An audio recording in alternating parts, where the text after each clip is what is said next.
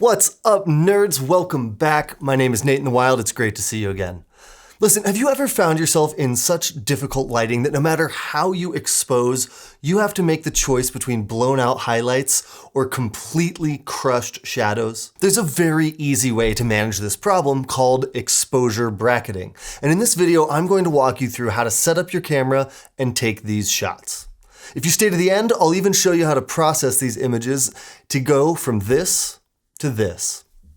The average camera sensor today can capture around 14 or 15 stops of dynamic range. Dynamic range, of course, being the difference between the lightest and the darkest parts of the scene. But in extreme lighting conditions, a scene can have 20 or more stops of dynamic range, meaning we physically cannot capture it all in one image on a modern digital camera.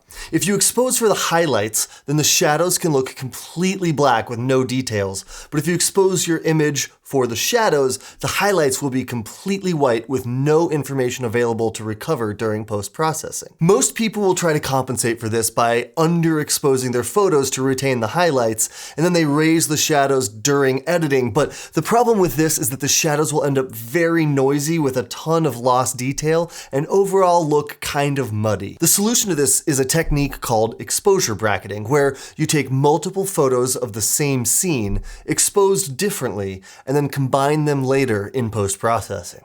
Most cameras have a setting to do this automatically, but even manually, it's very easy. You take 3, 5, or 7 images, one properly exposed, one underexposed, and one overexposed, and then combine them. For the final image, the darkest parts of the brightest image are used, and the brightest parts of the darkest image are used. And when combined, you end up with the correctly exposed parts of each frame, which blends to give you a perfectly exposed image corner to corner. So when is exposure bracketing appropriate? In the field, look at your histogram, and you can easily see when the dynamic range of a scene exceeds the capabilities of your camera. If the histogram is touching both the left and right side, then we'll need to use multiple exposures to capture everything. Now, it is worth noting that this technique works best for scenes with no motion. Since we'll be capturing multiple exposures and then combining them, anything that moves in the time between each image will make them difficult to blend. To combat this, I shoot my exposure brackets with a faster shutter speed and with my camera on the fastest burst speed, as the faster shutter speed will freeze motion, and then the shorter time between exposures helps eliminate the potential for anything to move within my frame. I also recommend using a tripod, as keeping the camera steady will make the images much easier to combine later.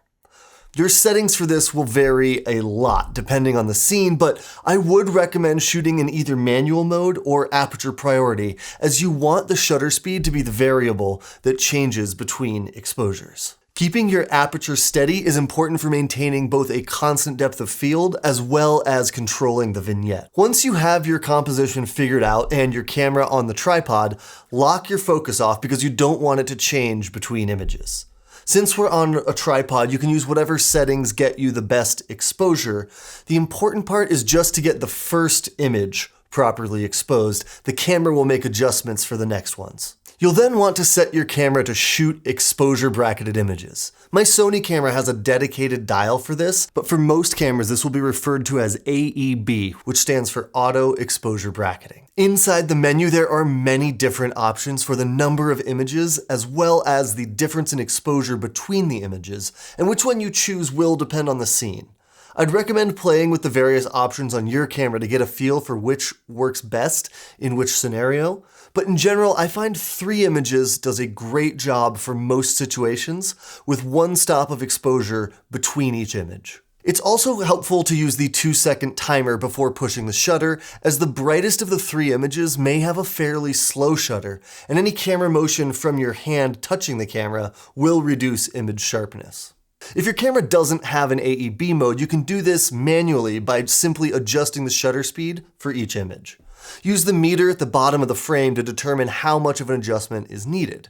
If your camera does have an AEB mode, it should simply take all 3 of the images in succession from just one shutter press. The camera will then take multiple images in quick succession, one properly exposed, one underexposed, and one overexposed. You can see here that the properly exposed image was 1/60th of a second.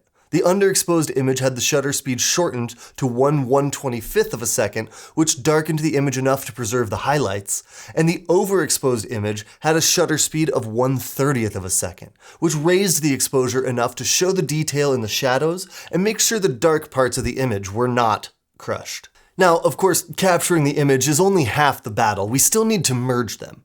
For this, I'm going to use Lightroom Classic, but pretty much all photo editing programs will have a feature that can do this.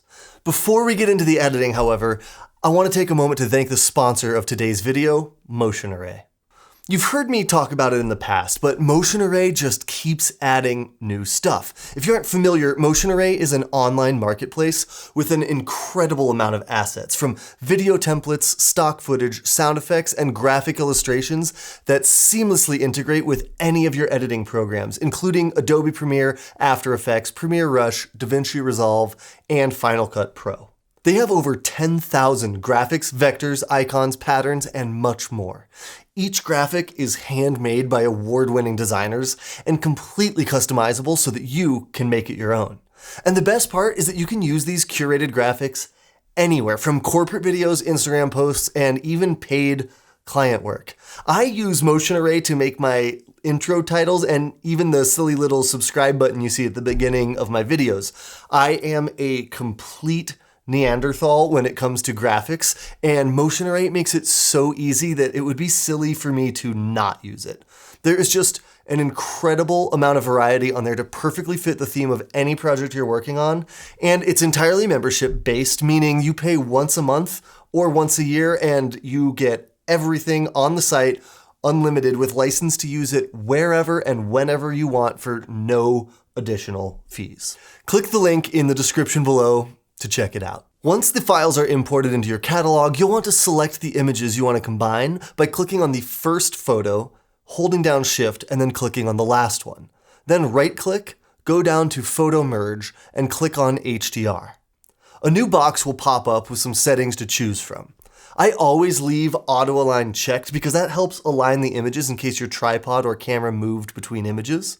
You can click auto settings if you want a good starting point for doing your own edits, but I always prefer to start from scratch and make all of my edits manually. The de-ghosting selections are just a tool that helps remove objects that may have moved within the scene. None is a good default for still landscape photos like this one, but if you have moving objects like blowing leaves or water or people, you may need to use one of the de-ghosting options. Once the images are combined, you can proceed to edit them like any normal landscape photo. The main thing to pay attention to when editing your exposure bracketed images once they're combined is to not flatten the image too much. A lot of people's tendency is to get this combined image and lower the highlights all the way and raise the shadows all the way to get the maximum amount of visible information. This causes a really flat and unnatural looking image, and it's one of the reasons that HDR has gained a little bit of a negative connotation in the photography space recently. To make it more realistic to how we would see it with our eye, I'm going to leave the highlights up a little bit and the shadows down. We have our clipping masks turned on here, so we'll see anything that is overexposed or fully underexposed. The sun, of course, will be overexposed because it is the sun. It will be impossible without a solar filter to retain information in the actual sun itself, and the darkest portions of this image are simply cracks and little holes in the foliage that would never have available information anyways. What I'm trying to avoid is having the majority of the dark areas completely underexposed. If you lower the highlights all the way down, you'll notice that the sun has a very harsh gradient around the outside, and I don't personally think that looks good.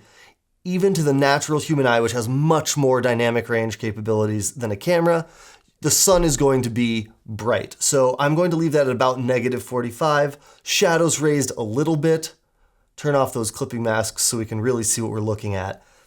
And then there's some nice depth to the image. There's dark shadows to give contrast, and there's highlights in the sky to show that there's an illumination, but nothing is completely deleted. We can still see the mountains in the background.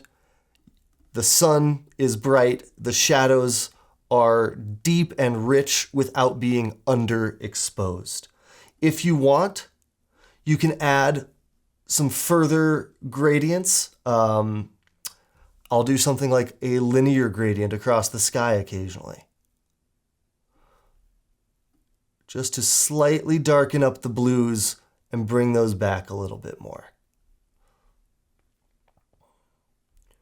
You can even add another one from the bottom up to just gently darken that foreground a little bit and give it a little more contrast. Remember, we're not trying to use HDR to eliminate contrast from the scene. We're just trying to use the exposure bracketing to retain information in an extremely dynamic scene with a lot of high contrast. And there you have it, a very small amount of processing to get a beautiful image to take us from this to this. We combined 3 images that we shot in the field in Lightroom. The editing was very easy. I hope that this was helpful for you, and thank you so much for watching. Once again, my name is Nate in the Wild. If you liked this, please consider clicking like, clicking subscribe, and telling every single person you see at your 25-year high school reunion. Thanks again. I'll see you next time.